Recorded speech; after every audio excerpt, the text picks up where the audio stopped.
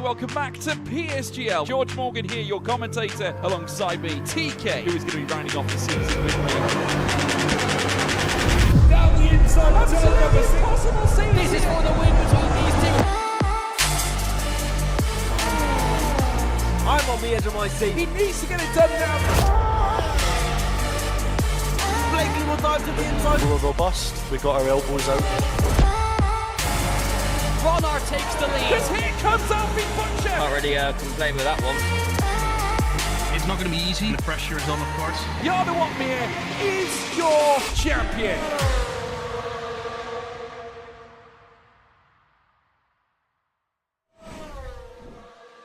Hello, good evening and a warm welcome to you. Welcome back to PSGL. It's been a while since we've been here with F4. At least it seems a while. It's only been 2 weeks. Last week was a bit of a different schedule for PSGL. Only F2 was able to be streamed, unfortunately. But we're back in business. And finally, after long last, he's joining us here, my fellow Dutchman, Myth Sky. How are you? I'm doing very good, Rob. It's nice to see that the Dutch team is finally shining in its true colors tonight. And we're heading out to Spa, so it's almost a home Grand Prix for us. But it's good to see that we're back here for F4, that we can have the round streamed and that we can see before our first break who is going to come out on top. Exactly. Speaking of that track tonight, here's your beautiful little track map.mp4. It is Spa-Francorchamps around Belgium, 19 turns according to the game. But we've had a little discussion about it, and we are coming to the conclusion that this is actually 20 corners. The small slight right-hander at the Campbell Straight is technically counted as turn number 6. So therefore, 20 corners it is for Spa-Francorchamps. 2 DRS zones, plenty of overtaking opportunities, and personally, my favorite of the entire calendar. Round number 3, as you said there in Mid-Sky, with a break coming up next week, followed by Imola. Let's have a little look at last week's race results, which of course were not streamed. And we saw that Igor Piasecki took the race victory, and our championship leader, Alexander Demas, claimed P5. Yeah, so another result that Demas was hoping for after a strong result in Austria, and also getting pole position last week out, only doing 5th. He still leads the championship, 2 points over Piasecki, who had a 6th place in that first race. Following him, 1 point behind on 20, we find Carlos Galindo, who claimed his maiden podium last week out as well with a 2nd place. For Paul Adolphs, he came home 6th, and he's 4th in the standings with 18 points. And the other man on the podium last week, Damon Curiel, is on 12 points, putting that Aston Martin on the lowest step of the stands. So that's your top 3 for last week. So Piasecki won the race ahead of Galindo and Curiel. And there were no incidents reported after the race, so the stewards had a pretty easy one with that. So that's also good to hear. Yep, absolutely. I'm watching the lobby right now. I can see 17 drivers in. Damien Carril has been given the hurry up, so I'm scrolling down quickly to see whether he's there. He's actually there, so that's good. And I think it's safe to say that 17 is going to be the number of drivers we're going to have tonight. But I think most crucially, the championship contenders, or at least most of them, are in tonight here in this tier. Let me have a quick look at the attendance.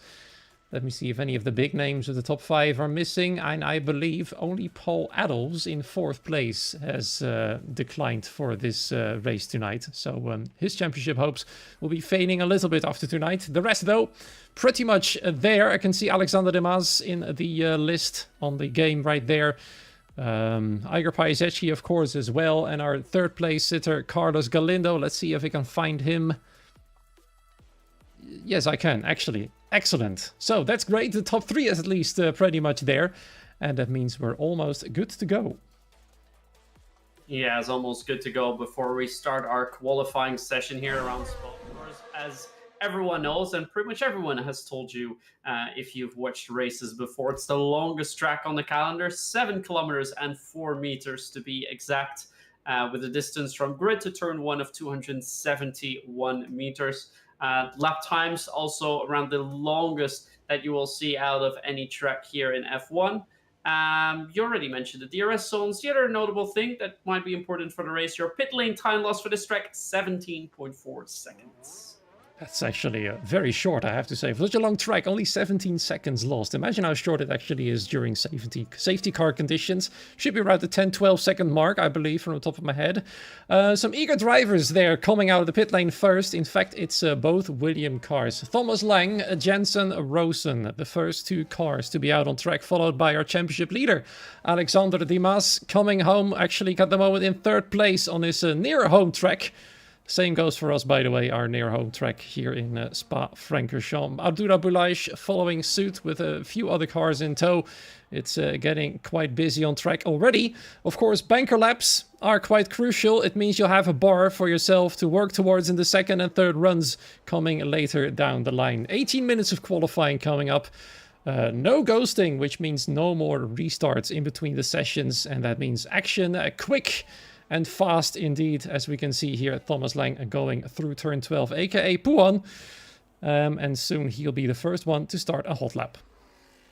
Yeah, and just to come back to that, it's very much a home race for us. I mean, for me at least, it's about an hour and a half until I can get to the Spa track. I was actually there about a month ago. There was like some GT race going on, and you could just walk right on to the sides of the fences, and I was able to get a good view of the track from around the Eau Rouge Radillon area. So if you're ever near Spa, do check out if there's any race going on. If it's not one of the high tier races, you can just pop by and have a great view of this legendary track.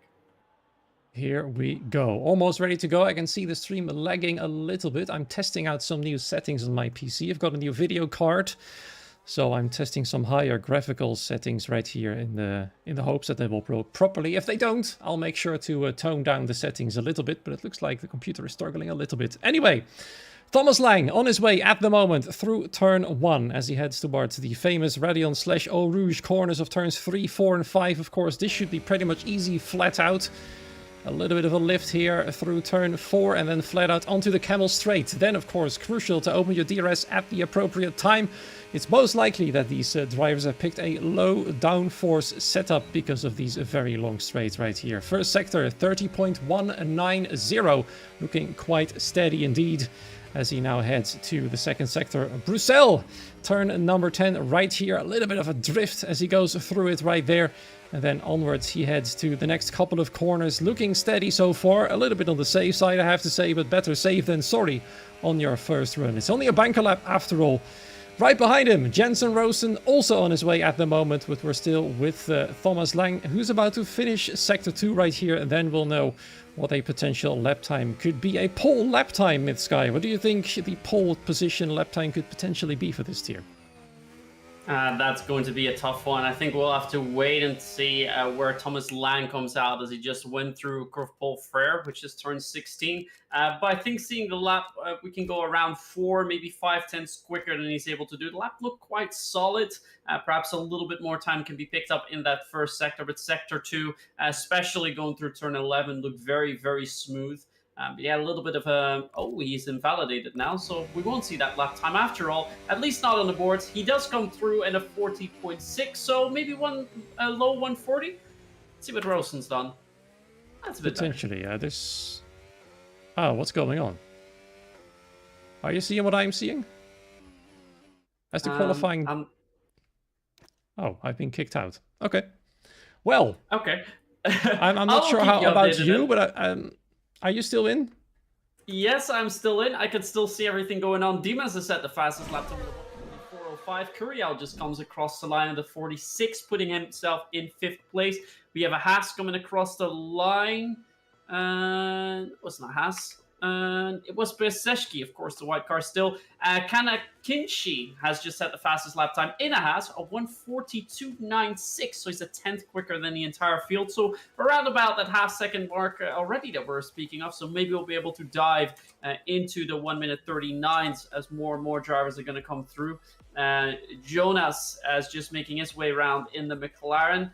It's about to cross the line. Will be a bit slower though. It's a 1:40.9, 16th place for him so far, and it looks like Thomas was the only one to invalidate on this run. All the other drivers have set lap times, and we have a margin of 42 all the way down to 40.9.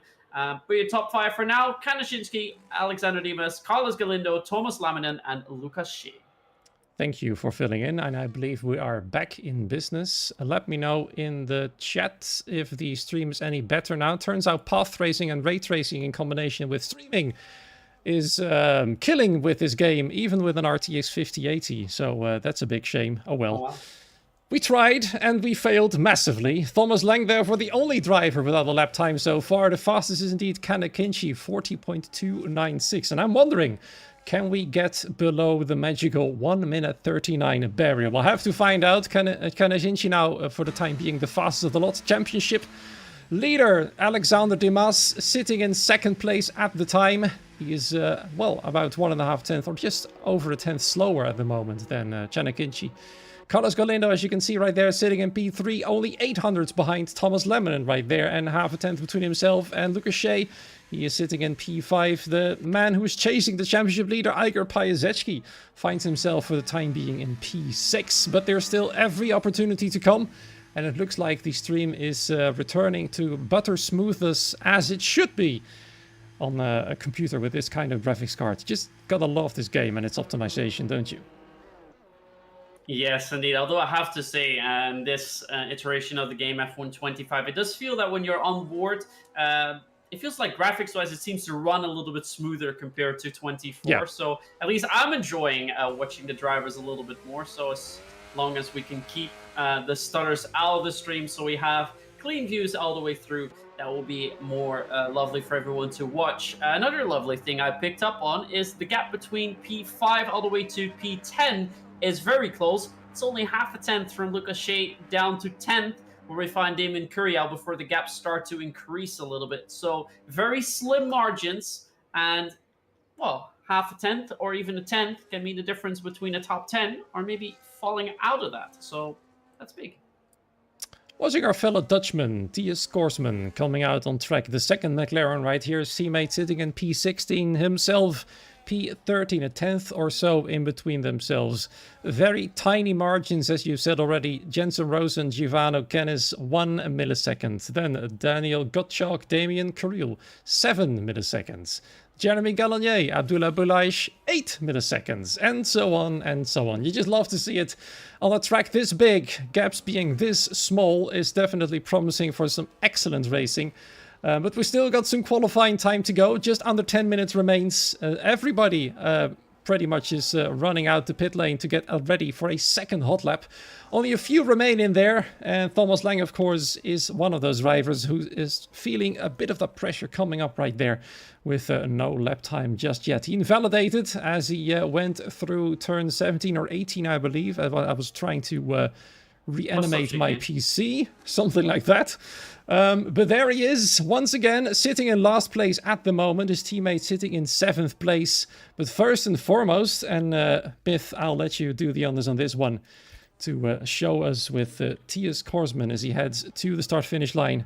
And his hot lap coming up real soon. All right, I'll make sure to be on board with him, so we're ready to go. Just a quick note from the Discord chat. Thomas Laminen already congratulating Chanashinsky on that pole position. So it looks like he thinks he can't beat it. Maybe someone else thinks he can do, and the first person to attack it is Thies Korsman, although he does need to overcome 5.5 tenths in order to put that car on a provisional pole position. But it looks like Le Source went very smoothly as he now goes down that long straight into those famous corners, through Eau Rouge, up through Radio, down left again, and then powering it down the Camel Straight. Now we saw earlier on 339 was the top speed for Thomas Lang. Thies Korsman is going to get close to that, and he just hit it briefly, but looks like he has slightly more wing than his competitor, but he's half a tenth already up as he goes through Malmedy and will now go down the hill slightly into Rivage. A very difficult corner. You have to judge your braking point nicely, and so does Thies Korsman. Now through Jackie X, taking the inside curb, a little bit of grass on the wheel, but doing so nicely so far. Then Pouhon, need to take as much speed as you can through it. He does so well indeed. That looks like a pretty smooth lap so far from Korsman, but how far away from his own lap time is he going to be, as he's now making his way through Lefay and towards Stavlo. Slight mistake there on exit of 14. And now he's 2 tenths up indeed. So it's quite a good run so far, Rob. He's doing brilliantly, and he's one of the many Dutchmen out on track here, I just noticed. Thies Korsman, Damien Carril, Giovanni Kennis, Alexander Dimas, of course, being one of them as well. And let's see how this Dutchman in the orange car is going to manage just the bus stop chicane to go, and then across the line for Thies Korsman right here. Is he going to find that big improvement he needs? What's it going to be? A 40.602. That's about 2.5 seconds, 10 tenths, I should say, quicker. Would have been brilliant if he was 2.5 seconds quicker, but he isn't. Alexander Dimas on his way at the moment. I believe I saw an 8/100th of a second improvement in the middle sector for him right there. Several other drivers crossing the line. Lucas Shea going now second fastest. Alexander Dimas, though, is finding some time, and maybe a bit more than in the final sector, and he gets a little bit closer to pole position, but still just under a tenth away from it, as Iker Pajezecki goes even faster than that, 40.333, and he's getting even closer to the pole time of Chen Akinci, who himself is going 1 millisecond quicker at the moment than his own lap time. Still provisional pole sitter right there. We can see there Thomas Lamminen coming back in the pit lane, but it is the Haas driver who's also heading back into the pit lane. Never mind that. The millisecond improvement he found in Sector 2 is not enough for him yet, so he's going to try again later, I'm afraid. And then one of the Mercedes drivers is next across the line, Daniel Gottschalk. No, it's not. It's Giovanni Galiotto, I should say, who's just finished his lap time, finds himself in 16th at the moment. Aston Martin then to cross the line, and Damien Carril goes second fastest. And now is the time for Daniel Gottschalk to cross the line as he comes around the final corner. Just a few meters to go. What's the lap time improvement? Just over a tenth. Goes into 7th place for now. The other Haas does cross the line. It is Jeremy Gallagher going 7th fastest, and followed then by Jonas Orpel, who is now no longer in last place, just ahead of his teammate in P12. Yeah, and just a quick update on Chan Achinsky's lap time. He was 300ths quicker in the first sector, had a huge oversteer moment in Stavolo, which cost him the lap time, and that is why he aborted. But it shows there is still more pace in that Haas car. I don't think we'll be breaking into the 39s, but I think a 40.1 might be possible with his pace. As for the other drivers, they might come close to that. But it's nice to see that where we had the zone of about a 45 to 46, that was the zone where most of the drivers are in. Now most of the drivers are starting to break into the 43s, 44s. So it can go a little bit quicker as long as the track keeps improving. I think we're going to see the drivers come even closer than they are right now. I love how everybody's just revving their engine when they come into the pit lane. It's some sort of habit for these drivers, apparently, to just stay in second gear, just rev the engine, go in, and then get into the pit box. I mean, it makes the noise for the spectators, right? Yeah, absolutely. There's a little bit of fireworks. Hopefully not literally when their engines blow up, but let's not think about that. Anyway, there's a lot of yellow flags going on, so I couldn't tell you how much time is remaining, but it should be about 5 or 6 minutes-ish left, as many drivers are going slow through the final few corners to cool their tires, cool their engines, only to rev it in the pit entry. And very soon we'll find the rest of the drivers trickling out the pit lane for the final run. Yes, Thomas Lamminen has said, Chen Akinci, congrats on pole. But do we feel as commentators, Myth, that this pole time can be beaten by somebody? And if yes, by who? I think there's quite a few drivers that can beat the pole time. Seeing the improvements in the second runs, I think Carril, Pajezecki, Dimas, Shea, Carlos Galindo as well. Gallagher maybe. I think the top 6, 7 has a shot at beating the current lap time, but I think if there's one man that can definitely beat the lap time, it's Chan Achinsky himself. So I think we should still be looking out for him for pole position. As long as he doesn't invalidate and gets a clean run, I think we're going to see him set a faster lap time than now and take the pole position with that. Yeah, I think though I've noticed, not only in F4 but in F2 as well, that on the final run, everybody pushes so hard that more than half the driver either invalidates or do not find an improvement despite pushing that hard. It just has become a little bit of a habit, a tradition maybe even, for these quick drivers to push a little too hard in their final runs. So let's see if they will do the same thing here in Spa, which of course requires a lot of concentration as it's such a long track with the 1 minute 40 lap times. Just almost 2 minutes of full concentration, flat out through every corner as fast as possible.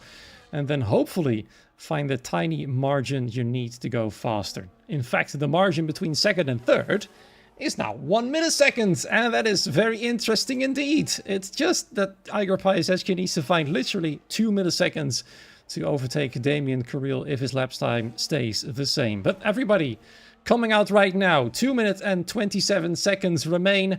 It is still anybody's game, especially for the top 5 as far as we're concerned, but maybe a surprise from further down below. We've seen it happen before. Wouldn't be the first time if somebody like Alessandro Finn or Abdullah Boulaish or maybe even Giovanni Galeotto brings us a big surprise pole position, but time only will tell.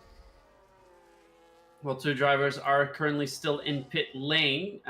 Looks like at least Gallané is now leaving pit lane. That's very, very late.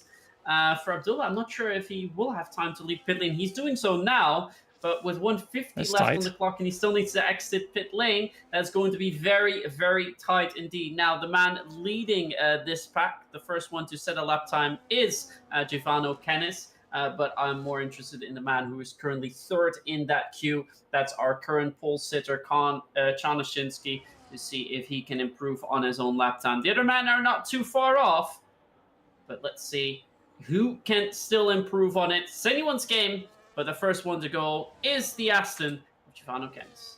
Indeed he is, but as you said, Chanashinsky is more interesting to watch for a provisional or potential actual pole position.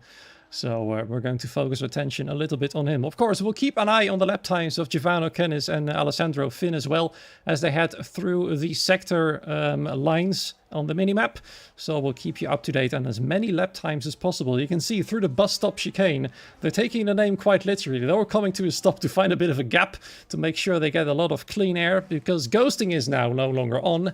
They'll have to find a plenty of big gap to make sure the dirty air doesn't play a factor, because that is a huge thing. This game, as we all know by this point, several drivers now have headed through the first sector. Chanashinsky half a tenth quicker through sector number 1. That, of course, he found an improvement in Sector 1 in his previous run as well. But as you said, a bit of a moment, ruined his lap time, and he went straight back into the pit lane. We're switching our attention back to the front of the field with Giovanni Kennis, who is about to finish his second sector, followed by Alessandro Finn, and then, of course, Chanashinsky and many, many other drivers. And looking on the minimap, it looks like Abdullah Boulaish is actually going to make it in time with only a few seconds to spare, but it was enough. Giovanni Kennis, 2.5 tenths improvement. Alessandro Finn, it's currently purpled middle sector apparently. Chanashinsky finds 1.5 tenth improvement for his own lap time. So it might be very interesting. You said right there, Giovanni Kennis could be on for provisional pole, but it looks like Chanashinsky might spoil the party for this Dutchman in particular as he comes through the bus stop chicane. He's gonna cross the line right here. What's the lap time going to be? It is indeed fastest for the time being. What's Alessandro Finn then going to do? Goes up to P number 8. Chanashinsky though, is he gonna smash his own lap time? Yes, he does. 40.111. Up next are the 2 Williams cars of Jensen Rosen and Thomas Lang. Jensen goes in 7th. Thomas goes all the way up in P5 from no lap time on the board, well into the top 5. Cheers and well done to him. Damien Carril invalidated. Then championship leader Alexander Dimas goes up to P3. Lucas Shea goes up to P4, just behind the championship leader right there. Several other cars crossing the line right now. Giovanni Galeotto only P16. He'll not be very happy with that one. The McLaren's up next. He is Korsman P11. The other Mercedes of Daniel Gottschalk. He's also finishes lap time right there, P13, as Carlos Galindo goes up into P5. Then up next, Jonas Orpel stays 15th. Thomas Laminen then, he was in the top 5 moments ago, all the way down to 14th, back up to 7th, and then we wait for those two who left it very, very late indeed, with Jeremy Gallagher without a front wing apparently, has had a humongous crash somewhere, so that's his qualifying over. Abdullah Boulaish, can he get off last position? He can, but only by 1 place, finishes in 16th. Yeah, but what a lap time by Chanashinsky. A 41.11, over a tenth quicker than the entire pack when they were already congratulating on pole earlier on. It would not have been the pole position his first run, but if you can already set such a banker lap and then improve this much in the final run, that shows how well attained and accustomed to this track you are. He leads Giovanni Kennis in P2 and the second row. will be Piasecki and Dimas, numbers 2 and 1 in your championship. Then it's Carlos Galindo, Lucas Shea in 6, Thomas Laminen, Damien Curiel, Thomas Lang, Jensen Ralston rounding out P10 in your top 10. Then it's Alessandro Finn, Tias Korsman, Jeremy Galanet, Daniel Gottschalk, Jonas Abdullah, and Giovanni Giadiotto in P17. A gap from first to last with under 0.6 of a second on a track like Spa. I'm really ready for this race, and I'm wondering if the weather is going to play any factor for this event, because of course both the Netherlands and Belgium. You just said a big oh, I can't see anything yet. It's a huge black screen for me, but apparently I'm going to be spoiled and I'm in a car somehow. Well, it's I'm in a looking car. very wet right now. I can't see any rain, but I'm not sure if the rain is just frozen somehow. But it looks to be very, very wet out there on track. Alessandro Finn is asking that he wants to restart his PC. So I wonder what exactly is going to happen. But if we start with current conditions, then it's going to be a very wet race. And I think most of the cars will be starting on the intermediate tires. I do see some wet tires. There's full wets actually, because I can look under the tire blankets from my beautiful Ferrari, live on stream at the moment. Absolutely fantastic, this game. I'm staggered. I'm at a loss for words. How on earth did I end up on this grid? I've got no clue. Anyway, I'll retire straight away, so I will not hamper these drivers. We'll just have to see my name in the standings from the start until the end of this race. But, you know, things just happen. Alessandro Finn saying, indeed, he has to restart the PC. I'm in a car. This might be a call for a restart, but I can't tell you yet. I'm not sure. We're going to see what happens. It's the first time, though, that we're seeing the actual full wets. Is it really that wet, or are the full wets actually useful in this game? Well, the full wets aren't particularly great. That's all I know. I'm currently concentrating, though, my attention to the chat in Discord. More people are saying restart, and now the host himself is saying restart.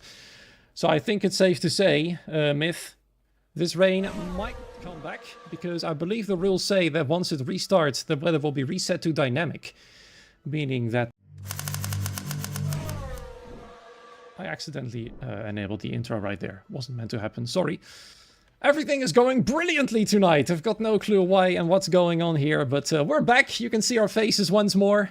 The Dutch dynamic duo here for the F4 commentary box. And the restart, I believe, is now made official. And we'll be back with you very soon. I think we're gonna be out for a little while. And we'll see you in a few minutes when the action does continue. Yeah, we're currently seeing the drivers at least get out and go back into the lobby. There were drivers on both inters and full wet, so it was a little bit of a mix of that. You actually had your name on the Ferrari pit box, Rob, as well. Managed to catch that, so that's indeed very beautiful. He's secretly a Ferrari fan. Actually, I'm a Williams fan. You would have never guessed, wouldn't you? Well, I mean, if you've been watching for a long time, then I would not be surprised. Around 20 years ago, definitely one of the highlights to watch. Definitely enjoyed watching it in my young childhood with Juan Pablo Montoya, and I believe it was Ralf Schumacher next to him around that time. But we're talking 20 years ago then. Yeah, it sounds like we're not far away in terms of age. So we might have seen the same thing, actually. But you're absolutely right. I mean, Williams is a team with so much history, and that's why I quite like the team. It's just such a big shame, really, that in these past few years they've been struggling so hard. I'm just hoping that very soon they'll find their groove again, and they'll be back in business like they should be, to be honest.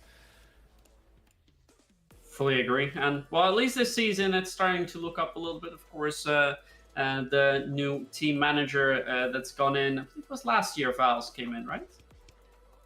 2 years ago, in fact, yeah. 2 years ago, even. Okay. Well, it seems to be that Williams has got it back in order a little bit more, and we'll see how the regulations are going to come into play for that next year. Of course, that's not anything we have to worry about. We have equal cars, so if we're going to see a Williams, a Haas, or Red Bull on pole, that can all happen. And we indeed did have a Haas on pole tonight. Czarnesinski, just to come back on that, more than a 10th on the entire field. I think with how close things are in the F1 game, that is pretty impressive. Yeah, absolutely. And right now I'm being distracted by the commentators chat in the Discord. Apparently not only my PC is having issues with streaming, turns out F2 is having issues as well, Myth. So issues all over the place, which is a big shame. So apologies Oh, we have to rejoin. But do we have to rejoin? We have to, yes, we have to rejoin Lucas. All right, let's do so then.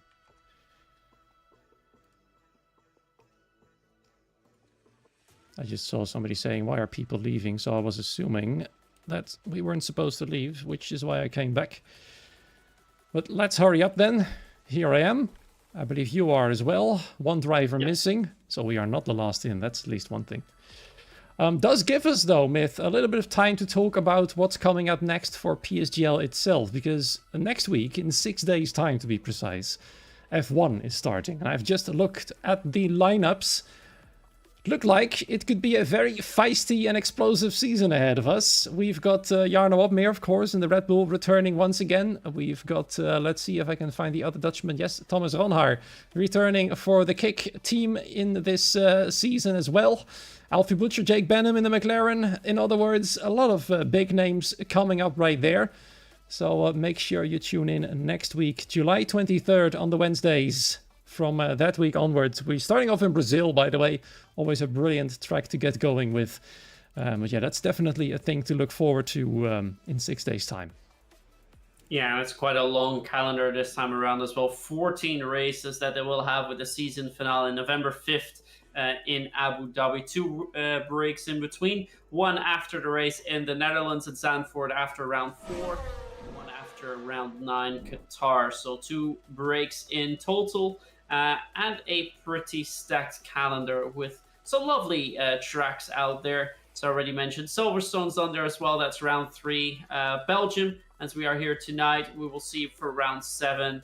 And also a race in Australia down under in October for round 11. So a stacked grid, a stacked calendar, and 14 races. That's going to make everything ever more interesting with how drivers can keep it close to one another for that championship fight. I believe at this time, how many titles got Jarno's got already? It's like 7, I believe. Let me think for it's a bonkers real quick. number. And the official esports thing from F1 itself, I believe it's 3. 3, yeah. 3 titles, but there's a lot more to Jarno Opmeer's name than that. But I'm not really, to be honest, following everything on social media big time. So I might have missed a lot of championships and all that stuff, really. So your guess is as good as mine, I think. Yeah, I'm not 100% sure. I saw it come by on the socials, I believe, earlier on today. So I hope my memory is right. If not, someone will definitely correct us in the chat. But yeah, for us, there will be a break week for F2, 3, 4, and all the other tiers next week. So that leaves you with ample of opportunity to tune in with the season start of PSGL PC F1. As we mentioned, the Wednesdays, not the Thursdays that we have. And with the race was Texas, right? Let's see. The first race, you mean? Yep. It's actually Brazil. Brazil, then Texas, Britain, and the Netherlands, followed by the break. Austria, China, Belgium, Jeddah, Qatar. Another break then on October the 1st, followed by Bahrain, Australia, Mexico, Vegas, and Abu Dhabi. 14 races they have instead of the 12, which the other tiers all have with us here. I believe we are almost ready to go. I'm hoping the host is almost done with setting up, which is now, of course, a custom grid. And then we'll be up for 22 laps of racing. Let's see if we can get another cry of surprise from Myth once the game loads up with potential rain coming up. Because apparently you're loading in faster than I am. Yeah, let's see if the game is going to surprise us once again. The drivers will probably be delighted if this time it's going to be dry all throughout. We'll be less delighted because we love to see a good wet race, don't we? Yeah, I love to see a wet race, especially around Belgium. Is going to make things ever more interesting with so many overtaking opportunities. You already have a few in the dry, but of course in the wet, that's well, might even quadruple with how many corners Belgium has. As for loading in, not sure why I load in much quicker. My graphics card's been running steady for 4 years, but looks like my trusty Steve is still able to work well, so that's good to hear. That's excellent. I can see also Abdullah Boulaj being disappointed with the fact that the weather is not the same as the previous session. I think he's the only one. He says, I want to rain, man. And Lucas saying, I don't make the rules. Well, of course, the rules, as I said, are that the weather will be reset to dynamic once again. And now Abdullah is upset. But you know, stuff happens. And we're going to be surprised alongside all drivers once more. With Chen Akinci starting from pole position with a blistering lap time, as we've seen in the qualifying session a few minutes ago. Let's see if he can turn that provisional pole, or actually, sorry, the full-on pole position in a race win tonight. And hopefully no more issues from either side. No more issues from my side. No more issues from the game side. So let's just fingers crossed that things are going to remain stable here. You never really know, of course, with games from EA. So that one is going to be a surprise as well. We're almost good to go. We're just waiting on Giovanni Galeotto to take a pick on the tire choice. Speaking of which, a lot of races in this game turned out to be a two-stop. Will this one be as well? I think that will heavily depend on the weather. It looks to be bone dry now, at least. So could potentially mean less pit stops. I did see, though, in the social race that I did before the season even started, there were indeed more pit stops. It's no longer a one pit stop race as you saw in the F1 24 game. So hopefully that allows for a little bit more strategy. We have 22 laps. The laps are quite long, as we know. Let's hope we do see a two-stopper. It might make things more interesting. And of course, safety cars can come into play as well to up that number even further. I think it might be a two-stopper, actually, because tyre wear appears to be notoriously high in Spa-Francorchamps this year, especially in this game. So I wouldn't be surprised if they do so. And I also wouldn't be surprised if they decide to go and pick the harder tire options, which they've seemed to have done for many races now. The last 2 rounds, most drivers have picked the harder option, which means 2 hard compound tires and 1 medium set. And usually most drivers go with the medium set for the first stint, drive it all the way down to almost pretty much blow up territory, and then switch to the hards, because tire wear is such a major thing this season, or this game. Tires could be within the 50% range well before the first stint ends, especially those mediums, and especially on tracks with tire wear such as Spa, and even Mexico is a very notorious one as well. In the meanwhile, Nathan Richards, one of our fellow commentators, of course, is saying in the chat that a 5-stop is predicted. Now, that could be the case if we see at least 3 safety cars, which might also be a thing here in F4. But so far, the racing has been quite clean, so I think a 1 or 2 stop is more likely. We might see some people starting from the back try the 1-stop, but we'll find out real soon, because the lights are coming on right now, and the third race, of the season is officially on the way. The second race to be streamed in F4 right here. Yellow flag straight away, so hopefully that won't hamper their overtaking, but it looks like Giovanni Kennis got a brilliant start of the line.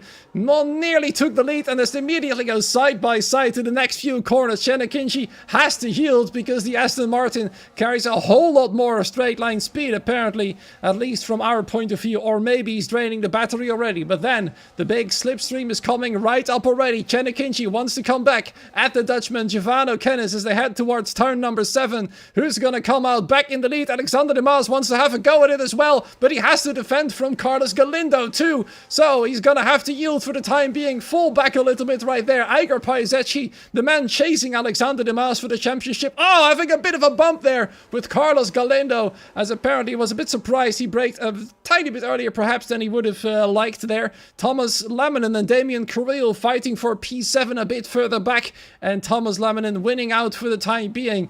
And it looks like, at least for now, a very drama-free first lap.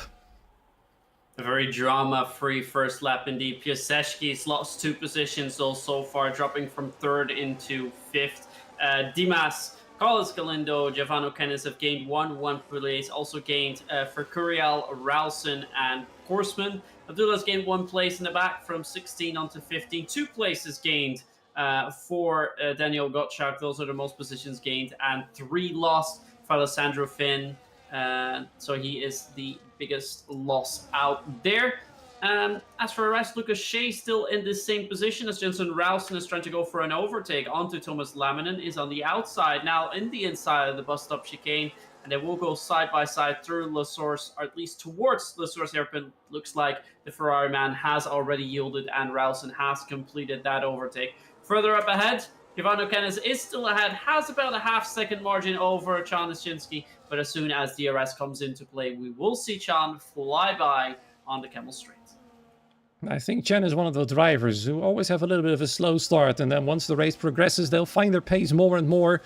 Everything will start to come together for them, and then sooner or later they might be back out in front. But for now, though, happily sitting in second place, Alexander De Maas right behind. A bit further back, Abdullah Boulaish and Alessandro Finn having a bit of a tussle for 14th and 15th place. Abdullah Boulaish for the time being and getting past the sister team of the Red Bull in his RB car right there. Other than that, it looks like a very long DRS train from first all the way down to last place. Jonas Orpel wants to get past the Red Bull as well, as they are about to lose DRS. Not something they want. Probably Jonas should have stayed back a bit more. And now they are nearly out of their 1 second range. In fact, it's Giovanni Gagliotto who goes on the offensive straight away for what is second to last place. Jonas Orpel wants to come back at him through the next corner as Giovanni goes a little bit wide. There's some feisty fighting going on there just to not be in last position. Alessandro Finn, though, is fighting to stay within DRS range. He's just barely out of it. About a second away from the next car ahead, which is still Abdullah Boulaish. Now he's going to have to deploy potentially a lot of battery. Otherwise, these three drivers might be lost in the distance, far, far away from the rest pretty much. Further up ahead, though, it's still quite stable indeed. Alessandro Finn will have to have a little look whether his rear wing opens or not as he comes onto the main straight. Let's see what his rear wing is going to do. Is it staying closed? Yes, it is. And this might be trouble then for the last three on the field. Yeah, will be trouble for them indeed. Alessandro Finn actually the only driver that's gambled starting on the hard compound compared to the rest of the pack. That's all on medium sets. He's now 1.2 seconds back, so will be overtaken by Jonas on the Camel Straight in a moment's notice. And it's only hope for him that Jonas is able to close that gap down to Abdullah, who is in P14. And he has actually drained most of his batteries so far. Jonas only with 8% left now, up to 11 as he breaks into the corners, going through Lecombe and through Malmedy before, of course, heading down to Bruxelles Rivage, turn 10. Further up ahead, the gaps seem to be stabilizing, mostly 410, sometimes slightly bigger, but I think most of the drivers don't really want to go for any overtaking moves. Jonas has managed to get back within a second of Abdullah, so that's good news for them, as it looks like Piasecki is the man closest to anyone else in the field. 3/10 now, the gap to Carlos Galindo. Yeah, I feel like this is going to be a bit of a patience game for these drivers, and of course, a bit of a game of looking at each other. When are they going to pit? Who is going to commit to a 2-stop? Are there some drivers who are going to try and commit to a 1-stop? We do not know yet. We'll have to find out very, very soon. We're on lap 3 right now. Those tires should still be perfectly fine. But in a few laps time, I'd say about 3 or maybe even 4 laps, those tires should be pretty much shot. And then maybe some drivers are going to try and come in for a potential 2-stop. Well, that's all guesswork for the time being. So we'll have to find out what these drivers are going to do later down the line. Watching here, Damien Carril chasing down Lucas Shea for P6. They're all pretty close together at the moment, the tiniest gap of the lot right now. And yes, Jonas Orpel has indeed closed the gap fully to Abdullah Boulaish. Alessandro Finn is still pretty much hanging on the verge of losing DRS again. He will get his rear wing open on this lap, but we might see him getting into some more trouble. He's struggling so far this season. Another race for him where he's struggling while his teammate is much, much further up ahead. As we can see there, Damien Carril, Lucas Shea coming awfully close through turns 7, 8 and 9, aka Lecombe. But for now, though, they stay in position, as Abdullah Boulaish himself is also pretty much fighting to stay within DRS range. So far, the biggest stories take place at the back of the field. Yeah, and there's most of the overtaking going on out there, but that's also because of the tire offset that they have on Alessandro Finn, who's really struggling to stay within that 1 second DRS range of the man ahead. That is for now Jonas in P15, and the gap almost now 1 second for Alessandro Finn. And if he gets beyond that, he will lose the position in a moment to Giovanni in that Mercedes, who's currently in last place, 17th and last place.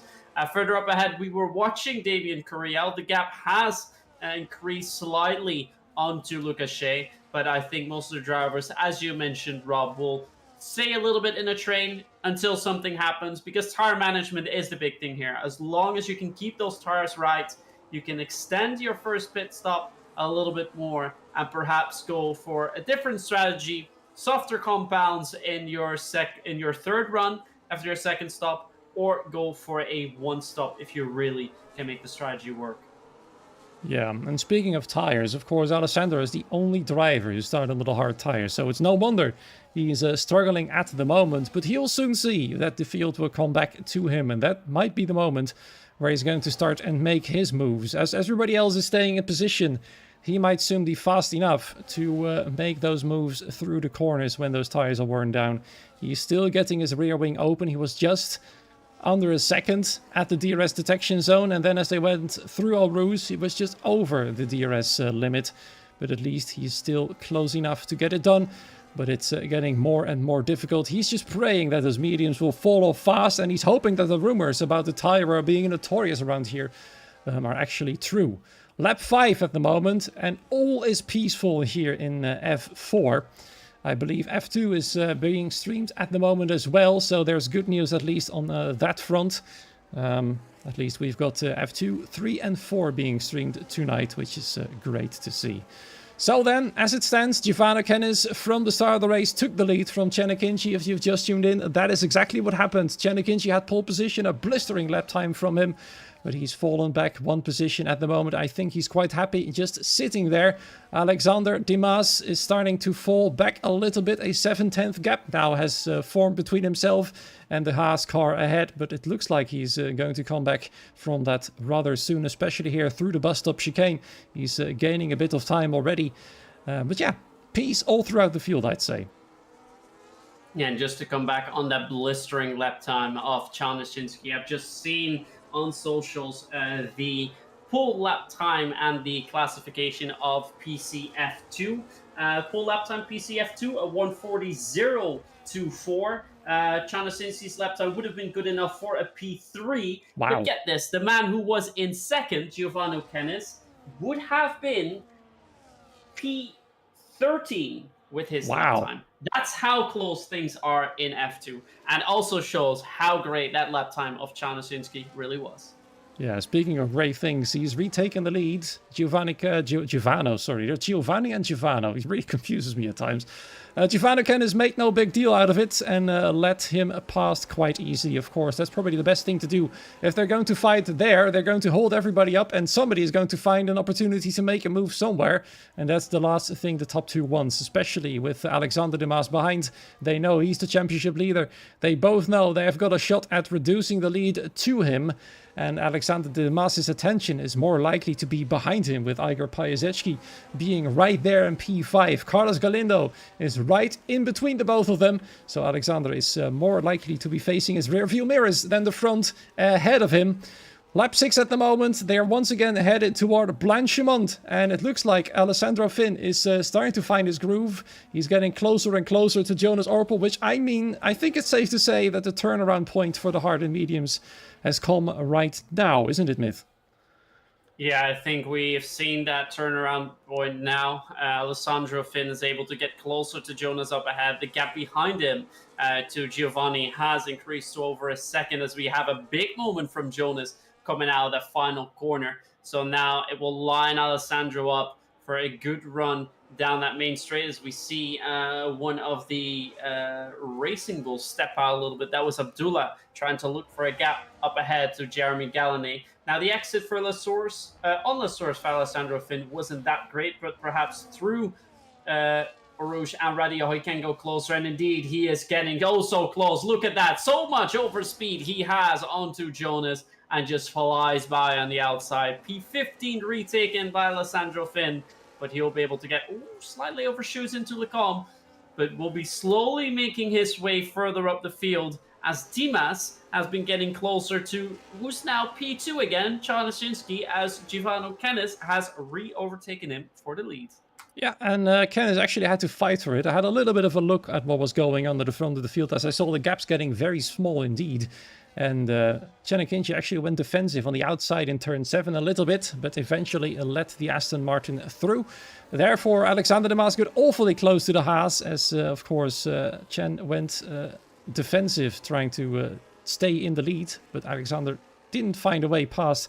Anyways, oh, there goes Czarneczynski again, and appears he's starting to struggle a little bit. And this is an opportunity for Alexander de Maas to potentially get past in Blanchimont, or is he? Are they gonna go side by side? Yes, they are. This is an opportunity for the Dutchman to make it a Dutch 1-2. But unfortunately for him, Czarneczynski carried a little bit more speed, was able to defend the position. But there you can see the mistakes are happening. And look at that, a huge train coming into the pit lane. And I think this might actually become a 2-stop. That's a whole slew of cars. Only the Aston Martin out of the top drivers stay out, along with a few others. Thomas Lang, T.S. Korsman, Daniel Gottschalk, of course, Alessandro Finn being amongst them as well. As he can see, all the other drivers are starting to struggle now, and this is his opportunity to make up some ground as the rest comes in for their first set and potentially last set of hard tires, depending on what they all want to do. A big train once again exiting the pit lane. Look at that, all of them so close together. And now Czarneczynski down in 10th position as T.S. Korsman and Thomas Lang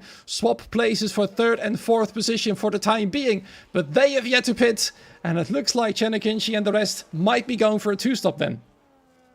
Yeah, and we already see Dimas around the outside now on the Camel Straight, has gone the overtake down onto Czarneczynski. And look at that, down the inside goes Carlos Galindo, and he has taken over that position as well, with Dimas in provisional race lead, at least for now, as he's the one to lead the pack that has gone for the pit stop now. But likely Giovanni Kennis and Curiel, the Aston Martins, are going to follow them. But for Damien Curiel, the gap now 2.3 seconds, has to go likely for a pit stop now too. But his teammate will be up ahead, so might slow his pit stop down a little bit. One thing, though, that I want to mention about the pit stops, Dimas did tap the back of Czarneczynski there slightly, so I wonder if he's picked up any damage in the process. The car looks clean, his pace still seems good, but there might be some damage that we currently cannot see and might be unaware of. Yeah, I think Giovanni's got to pit this lap, otherwise he's going to be at the back of that huge group right there, and he is. There he comes, Damien Curiel does the same thing, so a double stack then for Aston Martin, and soon we'll find out where all of these drivers will come out compared to the rest of the field. Alexander de Maas and his comrades are heading through Blanchimont right now towards the bus stop chicane. With all of them in DRS tow, he's gonna lead the way from this group right here. And then in the pit lane, you can see them on the minimap. Giovanni Kennis as he's headed slowly towards turn number 1. And it looks like the rest is gonna have to make the long way around. Where's he gonna come out? Has he pushed hard enough? Is he gonna come out in the lead? What a brilliant overcut there from Giovanni Kennis. We all thought those mediums were completely shut, but somehow he kept them alive for long enough to last him one additional crucial lap. But the thing now is, he's got no DRS and he might be defenseless against the powerhouses that are coming up from behind. Alexander de Maas then is going to try and make a move, but he stays behind, and that is an opportunity for Giovanni to heat up the tires, have no dirty air, and therefore might have the perfect tires to last the rest of the race. But we'll have to find out what he's going to do. But for now though, Myth, brilliant there by Giovanni to stay ahead somehow. Yeah, it's great to stay ahead for him, and it looks like Dimas did not want to go for the overtake. Had that overspeed, was close enough to mount an overtake, but did not want to do so in the end. As for Damien Curiel, he's lost quite a few positions because he had to wait in pit lane for Giovanni. He was 2.3 seconds behind. We now find him in P14. That's how much he's lost there. I think at least a position or 3-4 the pit stops did cost him at least a grid position to Korsman, Lang, and Gottschalk. So at least 3 that he lost there.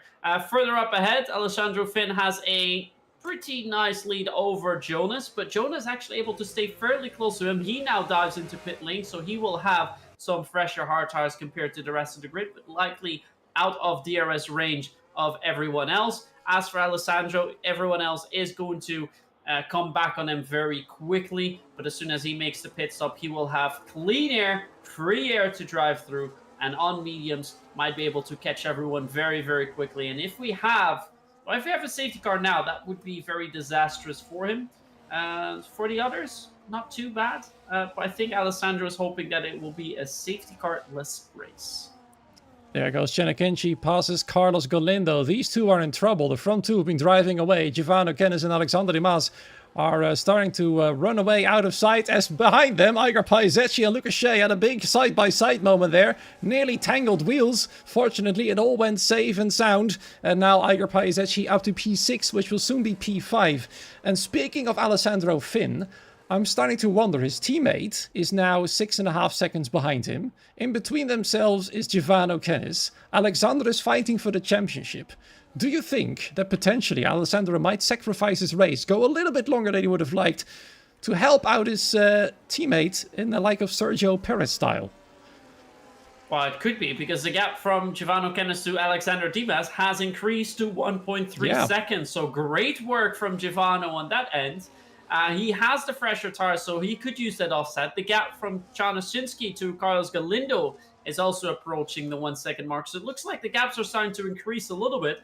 The gaps where they are not increasing is down for P11, because Thomas Lang is very close to Daniel Gottschalk up ahead. But looks like he won't be able to go for a move just yet in the bus stop chicane. Has a little look down the inside, trying to get a different line. But he's actually getting pushed a little bit from behind by Damon Curiel, who wants to go on the outside of the bus stop chicane turn 20. Will he try to go for a move into turn 1? Still keeps it behind for now, but a better exit for him could mean that he overtakes the Williams driver in a moment's notice. Yeah, so Thomas Lang wiggling a little bit. I wonder if there was some form of communication, like, what are you doing? Quite interesting to see. But they're all still within DRS range. Damien Curiel is quite a lot faster as Cenikinci and Alexander Dimas swap positions. Now Chen is going to try and take charge of this battle to catch what will soon be the race leader. He's now 3.4 seconds away from Alessandro Finn, who has yet to pit. Cenikinci and Alexander are about 2 seconds back, with a whole slew of cars in tow, all the way down to Abdullah Boulaj within 1 second of one another, especially all the way in the back. They're very close together. Thomas Lang, Abdullah Boulaj especially, all were within 0.2 of a second of one another for a few moments. But we're watching the front of the field at the moment. Giovanni is eating away at Alessandro's lead. No surprises there. But the big question, of course, remains, what is Alessandro going to do as he goes a bit too wide through the corner right there? That's going to shrink the gap even more. And Giovanni can now smell the fumes coming out of the Red Bull rear right there, and he's closing in faster and faster. His teammate, Alessandro's teammate, that is, Alexander Dimas, is trying to stay with Cenikinci, who's also shaking him off, and it looks like our championship leader is now the one who's starting to struggle a little bit. All their tires are about as equally as old, except for Giovanni's, of course, who is now pretty much on the rear of the next Red Bull in sight, and we'll soon find out what the defensive work of Alessandro is going to be.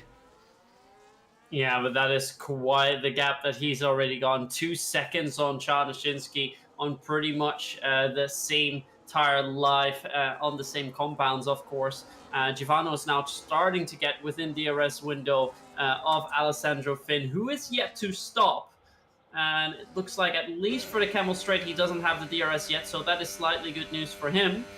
Behind, Alexander Dimas does not have DRS either, so he won't be able to get that much closer to Czarnoszynski. But with now Giovanni getting within the dirty air, within the 1 second mark of Alessandro Finn, the big question is, will Alessandro hold him back long enough for the back of the grid, at least P3 and 4, to catch up with him? Or will Giovanni be able to dispatch him early enough so that he can pull away with an even nicer lead and, pretty much do one on the entire grid, because he has got some great pace so far in the second stint. Yeah, I feel like Dimas's pace is not good enough for Alessandro to warrant a big hold-up. He will have to hold them up for, like, what's it, 3, 4, maybe even 5 seconds to allow Alexander to close up. Giovanni is all over the back of him. He's just a little bit unlucky that he's caught Alessandro in the middle of the track instead of at the start of it. But this might be an opportunity for him to get past. And now we're going to see what Alessandro's plan is, what the Red Bull plan is going to be. And it looks like Alessandro is just letting him past. There's no teamwork then for the Red Bull drivers. They're all fighting their own race in this track tonight. It looks like Givano therefore is going to have an easy pass from the man in the Red Bull. What's he going to do on this lap? He's still staying out. It looked like he might just be attempting a one-stop like one or two other drivers right here. Chanakinchi then is also now catching up the Red Bull fast, but Givano Kennis is having an almighty pace tonight. Where did that one come from? We certainly didn't saw it coming from qualifying, that's for sure. We were all thinking Chanakinchi had the pace, but he's struggling to stay with our race leader. He's at least able to drive away from the championship leader, who in fact now has the man behind him who's hounding him, not only on track, but in the standings as well. It's Igor Pajezecki right behind the Dutchman in P5. Yeah, it looks like the hard set of compounds is not the best tire for Alexander Dimas. Really struggling on pace, has also lost over 2 seconds onto Czarneczynski already. As Piasecki has closed in, Carlos Galindo has closed in, Lucas Shea is there. Well, the entire grid is there, minus Galiotto and Jonas in 16 and 17th. So it shows that Dimas really is the one struggling for pace, and especially in the second sector where he loses so much pace. And we see Piasecki get also close to the back of that Red Bull, as Tias Korsman in the meantime has overtaken Thomas Laminen for P9. But we do have some penalties coming our way. Just to look at them, there's 3 seconds for Carlos Galiotto, that is for track limits. We have 10 seconds for Korsman, that was for speeding in the pit lane. And Giovanni Galiotto in P16 also has got 3 seconds for track limit violations. There we go. Chanakinchi passes the Red Bull. Easy does it.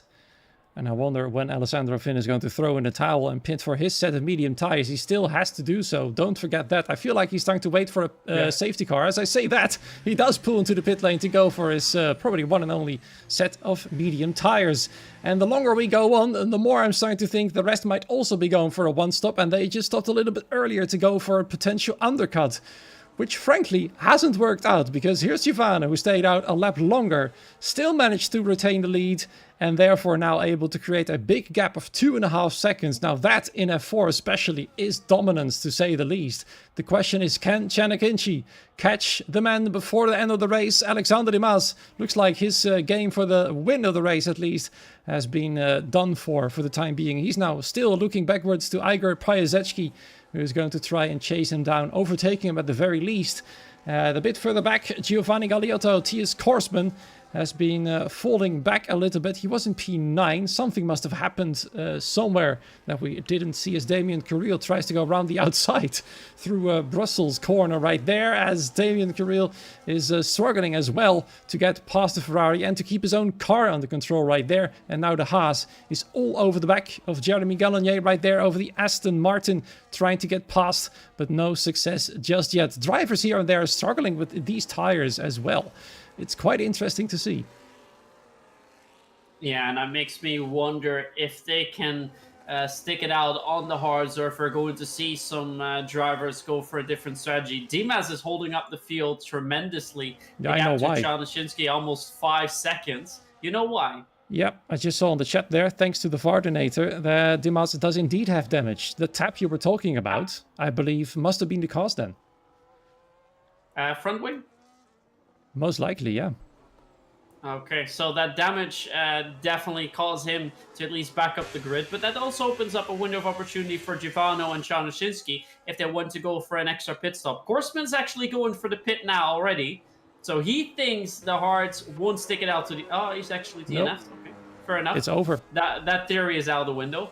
But for Alessandro Finn, in the last lap or so, he's gained about a second on the entire field.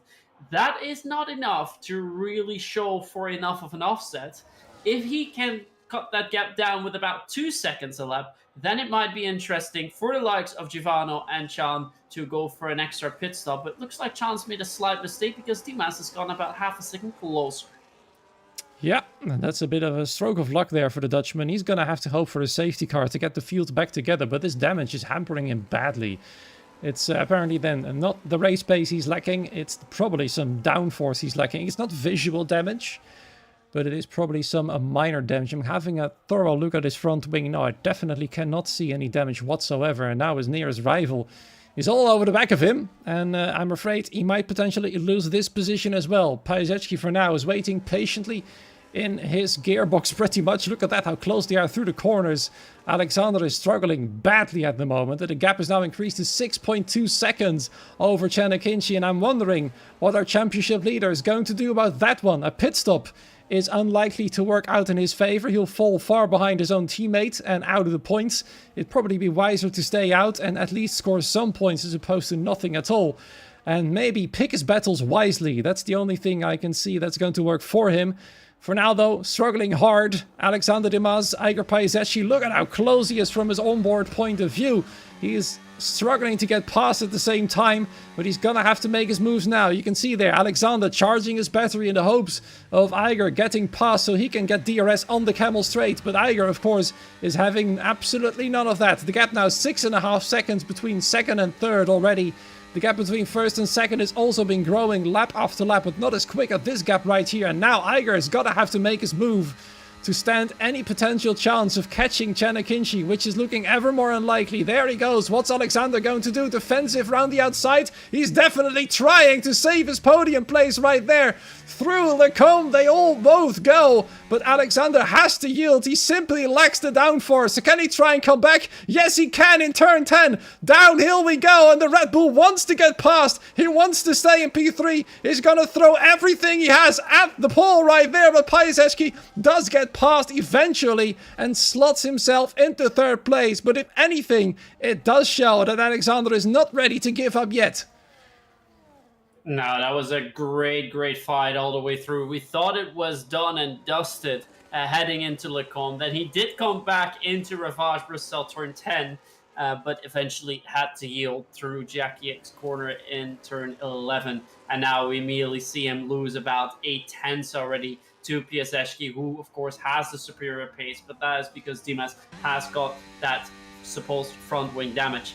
On the other hand, Alessandro Finn is actually starting to catch the rest of the field very quickly. The previous lap, it was 2 seconds. It was about 5.1 when they crossed the line. Now the gap is around the 3-second mark. He loses a lot of time on the straight, but that's also because of DRS. And he loses more than half a second, even at times, also with slipstreams involved. But it shows that the mediums are quite a bit quicker. But with only 5 laps to go, I don't think anyone's going to risk it. If Giovanni or Chan wanted to go for an extra pit stop, they should have done so already. They haven't done so, likely won't do it. And with the gaps that we already have there, I think we'll only have a fight realistically for P3, where PSGL has to watch out. But the good news for PSGL is Dimas behind him has got damage, will overtake him now on the straight. But the man behind him there, Carlos Galindo, has got a 3-second time penalty. So realistically, does not have to worry about him. So could be good news for PSGL in hopes to get some good points here tonight in round 3 and also take the championship lead. As you were talking about Dimas, I can see Lucas Shea fighting literally everybody and everything on track, including his own car and the gravel traps as well, as he now gets overtaken by Lemon. It's an absolute nightmare it's become there for Lucas Shea, who was fighting for P5 moments ago, lost out, had to cut a corner, had to give back the position, and then everything went wrong, and now he's all the way down in 9th position. An absolute disaster then for the only Sauber driver tonight. Is a bit further up ahead, we can see Jensen Rosen trying to get past Carlos Galindo, even though technically he doesn't need to because he's got the position anyway. But I think he's smelling a podium right there. So Williams driver barges his way past the Alpine right there. Now Carlos Galindo is getting hounded by Daniel Gottschalk in the Mercedes, who's going to try and make the move. Iger Paiseschi in the meanwhile gets back past Alexander Dimas, which means the Dutchman will have DRS once again as they head towards the bus stop chicane. Despite the damage right there, Alexander might have given up on the win and second place, but that third position he wants, and we get a yellow flag. That is several drivers, I believe, in trouble. Abdullah Balaj just spun around in the bus stop chicane. It was getting very heated in the middle of the pack, and Abdullah has, I'm afraid, become a little bit of a victim of it right there. I think he's going to retire. Yes, he does. 2 retirements in the pit lane right there. Abdullah being the second one of them. And now we're switching back to the front of the field because Myth, I think Alexander is going to try it again. Yeah, he will want to try it again and must do so right away, because if he loses position here in the middle sector, we'll lose so much time that he won't be able to overtake anymore and again. So PSGL can't pull away now as a result of this. As we see, we have a little bit of a struggle for Lucas Shea once more. He's lost position onto Damon Curiel now as well. He's dropped back into P10. You see it really struggling with that kick Sauber as the gap's really starting to come together more from Dimas to Chanashinsky. That's over 9 seconds, so that's not anything to worry about. But the fight for P3 is on with, well, the entire field, because Alessandro Finn on the back has caught up with everyone and is now only 4 tenths away from Galiotto in P14. And it looks like those mediums are still a little bit quicker than the hards up ahead. Yeah, but he's on a timer, like the rest. Those tires on the hards might be old, but his mediums will soon die in 2 laps time, and then he'll be in trouble. So he's used most of the tire to catch up, and now he can try and use whatever remains to try and slice through the field, which I think is going to be a huge challenge, unless everybody in front of him starts to fight hard. Those at the very front of the field, at least, are fighting hard already. Alexander versus Igor, not only for the championship, for the final podium place as well, as they once again head through the final corner into lap number 19 already, out of 22. Only a few remain. This time it's Igor with the chance of getting DRS on the Red Bull right there, and he might therefore take the perfect opportunity to get ahead of him in the middle sector, which is of course where Dimas is struggling hard. So then Piasecki 6 tenths back. Is it enough to overtake? It's quite a big gap, to be honest. Dimas was about 3 tenths away, and even he had trouble getting past the RB car right there. So then rear wing is open, but it looks like Piasecki does not have the straight line speed and therefore stays behind and is going to be stuck behind Dimas once more in the middle sector. It's a nightmare for him, but he's going to have to remain patient and choose the perfect opportunity to get past once and for all. Perhaps in the final lap, maybe earlier. We'll see. This is some great damage limitation from Dimas, though. He is significantly slower than everyone else, but because he uses his ERS well, making sure that he doesn't get overtaken at least just before Lecombe, because if he loses position there, he's going to lose over half a second and there's no way he comes back. He knows he needs to be ahead there, so he either pulls the gap early enough so he can go for the overtake on the Camel Straight, or make sure that the gap is so far that he won't be able to be overtaken on the Camel Straight. And as long as he can play that game, he will stay ahead of Piasecki and will be able to bring home a P3 or at worst a P4 if Piasecki will have something to say about that through Blanchimont, the bus stop chicane in the very final lap. And in the meantime, Alessandro Finn has managed to get past Galiotto, so that's 1 position gained. He is 4 tenths down onto Thomas Lang, but looks like it's not so easy anymore for him to draw closer. Given the penalties, he will get at least 1 more position from Galindo, but that means he still needs 3 more if he wants to break into points territory and at least bring some points back before our break week. Igor Piasecki had a bit of a tussle with Jensen Rosen in the bus stop chicane. Jensen wanted to get past, couldn't do so. In the meanwhile, Daniel Gottschalk is about to get past the Alpine right there, and Jensen is still smelling the podium.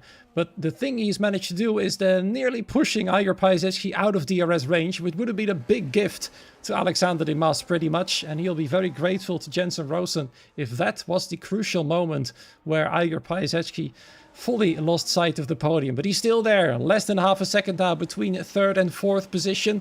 We saw Daniel Gottschalk getting past now. Finally, Carlos Galindo up into P6. He's now the next to try and attack Jensen Rosen for the top 5. In fact, Alessandro Finn in the meanwhile has passed another car up into 13th place, but his tires are now 6 laps old. He's within a hot stream of hot air of the cars ahead of him. A lot of dirty air, a lot of more tire where he wants to find a place left or right. Round Jonas Orpel doesn't find a way past, or does he? He's certainly still got a lot more grip than those 10-lap-old hard tires on the McLaren right there. And the point-paying positions are getting closer and closer. But he's got to be watching his rear-view mirrors as well, because there's Thomas Lang trying to pounce on it if Alessandro makes a mistake somewhere. And he's definitely got a bit more straight-line speed. Thomas Lang wants to get past for real. As a bit further ahead, it's Damien Carril who wants to get past Thomas Leminen once again. And this time, can he finally do it? Or is Thomas Leminen still going to be a thorn in his side, almost literally, as they go side by side through the bus stop chicane? And Damien finally gets his way and heads into P8 after a long fight with the Finn and the Ferrari right there. The man in the Aston Martin now in 8th position at long last. Yeah, we just see Alessandro Finn re-overtaking Thomas Lang in Lasour's hairpin as he's now 7 tenths down onto Jonas in P12. But we saw some great top speed by that Red Bull. 348 kilometers an hour in the previous lap with DRS and with the slipstream. But he will now see he's going to be overtaking. At least Galiotto went for an overtake. It's a little bit of a tap, I think, there with the Williams and the Mercedes driver. But while we're still covering all the way on the back, I think we should go back up to P3 because Giovanni Kennis, he's 5 seconds ahead of Czarneczynski. That won't be any trouble. Czarneczynski, 10.5 seconds ahead of Dimas. That won't be any trouble either. But Dimas only 2 tenths ahead of Igor Przeski, and then it's 4 tenths to Rausen, and I think Gottschalk is also still in it for the fight for P3. So Dimas needs to play his cards right, and he has saved a lot of battery for that final lap and will need to use absolutely every single bit of it if he wants to stay ahead of Piasecki. So let's see how he plays that out, because he is the man that needs to get past. Can he do it before the start of lap 22, or will he do it in that final lap? Yeah, and meanwhile, Thomas Levin has gotten back past Damien Carril again. So they're going to fight out for the last lap as well. Here we are then. Alexander Dimas looks like he's holding them all up a little bit as there's a humongous train now forming behind him. He has saved all the battery he can, and now he's going to have to utilize it on the Camel Straight. Not this part just yet. Igor Piasecki needs less than 6 tenths of a gap in order to be able to at least catch the Red Bull ahead. There they go then for the final time. Round La Source, turn number 1. And a gap 4 tenths of a second. There could potentially then be an attack on the horizon for Igor Piasecki to close the gap to the championship leader and get onto the final podium place. 4 tenths still with DRS now at long last wide open. Batteries are going to be drained on the Camel Straight and potentially through Blanchimont one more time. Alexander goes defensive somewhat, but Igor decides to not pass just yet. He wants to wait for the opportunity. He saw that Alexander struggles through turn 15 and 16. So after that, when Blanchimont approaches, that's the moment he might start and make his moves. Further up ahead, Giovanni Kennis pushes one more time. The gap now increasing to 8 seconds. Alexander Dimas has somehow reduced the gap to under 10 seconds as he's now pushing for all that he's worth. Despite his front wing damage, he's doing everything in his power to stay in at least 3rd position. That's the position he really wants to keep. Behind him, you can see those drivers, all of them, all over the back of him. Daniel Gottschalk even is within touching range of the podium as well. And Alexander Dimas now has got one more place to defend that position. It's like we're watching a fight for the race win. But Alexander knows that every point counts for the win. As we can see here, a quick look at our race winner crossing the line. Giovanni Kennis wins it. Chana Kinchi will come out in 2nd place. But who's going to be 3rd then? Is it enough for Alexander Dimas? Igor Przeski certainly is going to have a try around the outside. Through the bus stop they go. Side by side, a little bit wide there for Dimas, but Piasecki tangles wheels. They nearly collide, but it is Piasecki. No, yes it is. But the gap, it's so small. 7 milliseconds it is in the end, in between them. But it is Igor Piasecki who wins out by the tiniest of tiniest margins I've ever seen so far. Beautiful final ending. A bit wide there from Alexander Dimas. A bit naughty, I have to say, but Igor will probably be more than delighted that he's managed to squeeze past the championship leader, reducing the gap even more. Dimas being angry about his damage in the Discord already. It's definitely hampered him for a better result, but at least he can take 4th position home and some points for him. Jensen Rosen nearly was there as well. He was only, let's see, that's a 13 millisecond gap to P4. That's how close the final few people were right there. And then there's Daniel Gottschalk also within about 2 tenths of a second of P5. An amazingly close finish for these drivers. Then the rest down the field. Thomas Laminen, Damien Carril in 8th, Lucas Shea in P9, 10th for Jeremy Gallagher. Then Alessandro Fini just missed out on the points with his hard to medium strategy. Just barely worked out, but at least it's better than where he started from. In fact, he actually started from 11, so scratch that one. Jonas Orpel in P12, Carlos Galindo P13 with his penalty. A huge position loss right there for him. Thomas Lang 14th, Giovanni Galeotto the last driver to finish the race. And then the retirements are, of course, Abdullah Belash and Thies Korsman. Yeah, and something else worth pointing out, Giovanni Kennis not only won that race by 9 seconds, he also set the fastest lap time. He did that on hards, And the man who came in on mediums for a later stint when there was less fuel in the car could only do a tenth and a half slower than his fastest lap time. So big shout out to Giovanni Kennis for not only getting that race win, but being so dominating in the process of it. One of the most dominating races I've seen, at least in the dry, in any F1 race throughout 23, 24, 25. So that is very, very good for him. But I think the man that will be smiling the most after this one will be PSGL, because with that P3 and that last-ditch overtake onto Dimas means that he will be leading the championship, albeit by only 2 points, if I get my calculations right. Rausen also got within 11 or 13 thousandths of a second of Dimas on the start-finish line. Just didn't manage to overtake. Had to get at least pushed a little bit there by PSGL just to make sure that the Williams couldn't get by. But great fighting all the way through. But I think another thing, and that's something that we can thank the whole grid for, but also commend them for, is they kept it clean. The fighting was very, very clean and very, very good to see from our point of view. I think it's time to hear from the drivers themselves what they thought about it, isn't it? Because we have got our top 2 in the waiting room right now. Who shall we drag in first? Second or first place? Let's go with second first. All right, Chenikinchi it is. If I am able to drag him in, that is. There we go, Chenikinchi. GG. Yeah, there. I hope you can hear us. Yes. Excellent. Well, I'm not sure whether to say congratulations or commiserations. You started from pole, finished second with quite a sizable gap from the lead. Are you satisfied with this result, first and foremost? Well, considering the last week's results, of course, satisfied with this one. These things happen.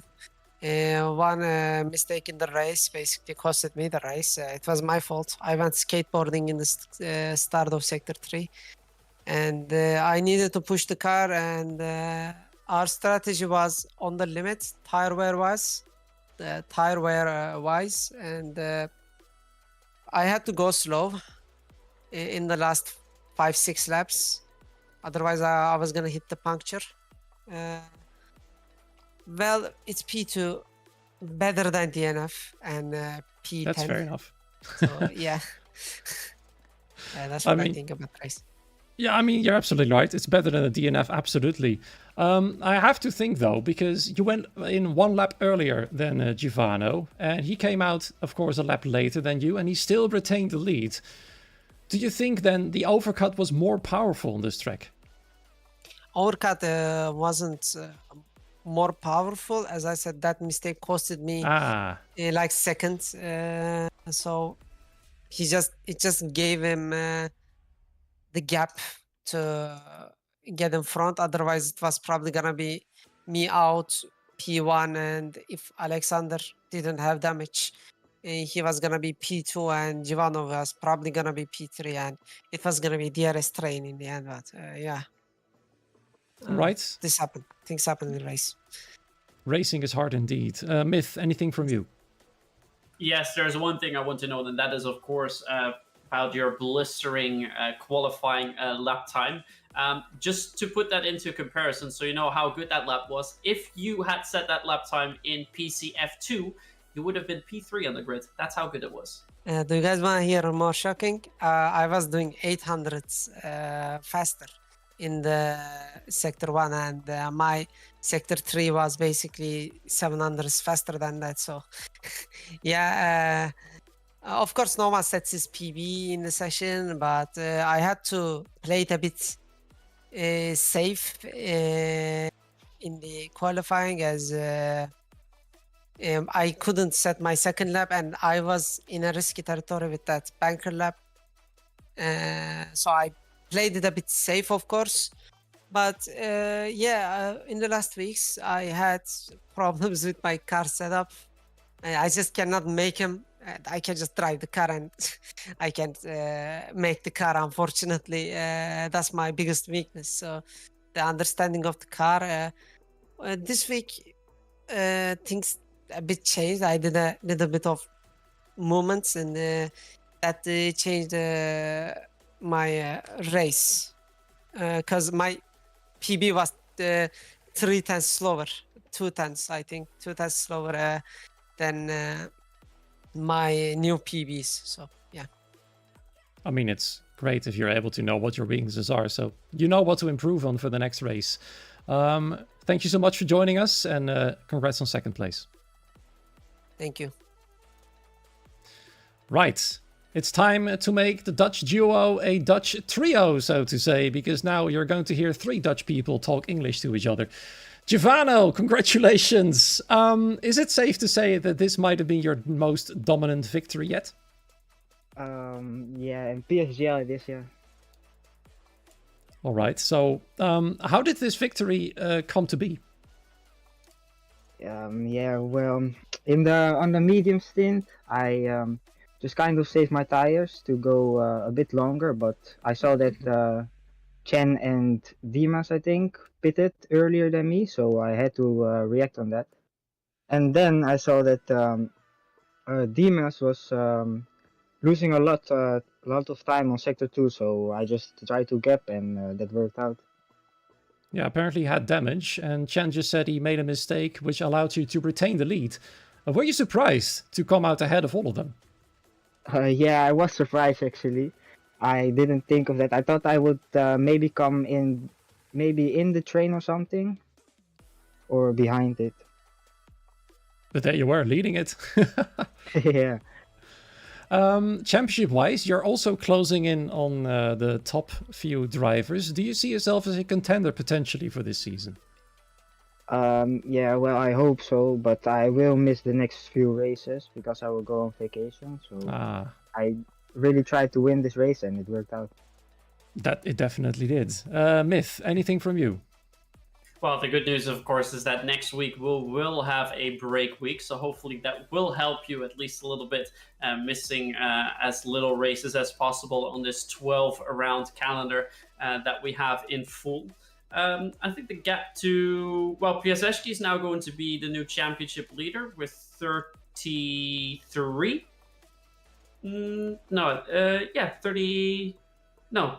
31 points. And for you, that will be 27. So you won't be too far away. And it will be Dimas, who's also on 31 points. So they will share that championship lead. So it will be quite close. But I think overall, you can be very, very pleased with that result tonight, because that was a very dominating performance. Yeah. Thank you. All right, cheers. Thanks for joining us, and enjoy the victory. Yeah, no problem. Thank you. Cheers. All right. That's it. The P3 man is not going to join us, unfortunately. I would have liked to hear from Igor Pajezecki, especially with this last gasp overtake for that third position. He must be so happy. You just said, Myth, they are equal on points. Is that correct? Yes, Dimas picks up 8 points coming in fourth place, so that will be 31. Pajezecki picks up 10, so that will be 31 for him.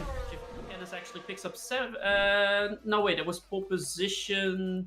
Not for him, that was for Charleshinsky, but he's further down the line. So 16 points for Giovanni. That puts him up to 27, so 4 points away. And the rest doesn't come too much closer. So it will be a shared championship lead, at least, heading into the break week for Dimas and Pajezecki.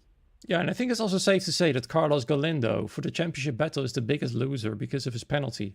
He was 3 points behind the leaders, and he's fallen out of the points due to that penalty. That's going to hurt him, isn't it?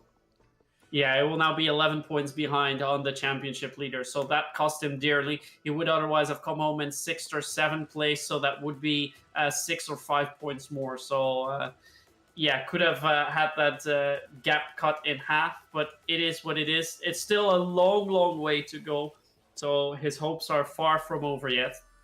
But we can see now how crucial these 3-second time penalties can be, but also how crucial it can be to just make a slight mistake, over push the tires are done, and just drop back 9 seconds on the race leader. So it's great to see how much of a tire, the tires now have in this new game. So that's good. It's definitely going to be interesting to see how they cope with all the tires going forward. Let's have one more look at the calendar before we say our goodbyes and head into our break week.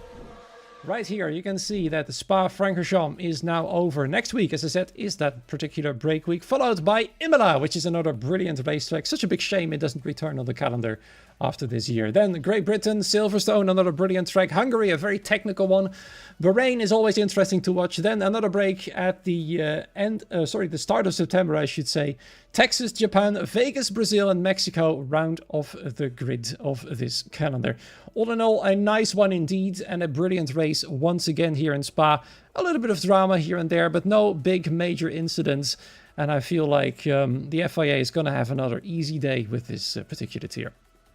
Yeah, it sounds like they can sleep early tonight. But we've seen some great racing, some great overtakes, some great defending on the part of Alexander Dimas as well. But of course, the biggest shout out goes out to Jovan O'Kennis, who had great pace in qualifying, managed to get that great race start with the overtake done, retained the lead after pitting a lap later, and then just pulling away over 9 seconds on the man in P2. So great work from him, and good way to propel him up in that championship fight.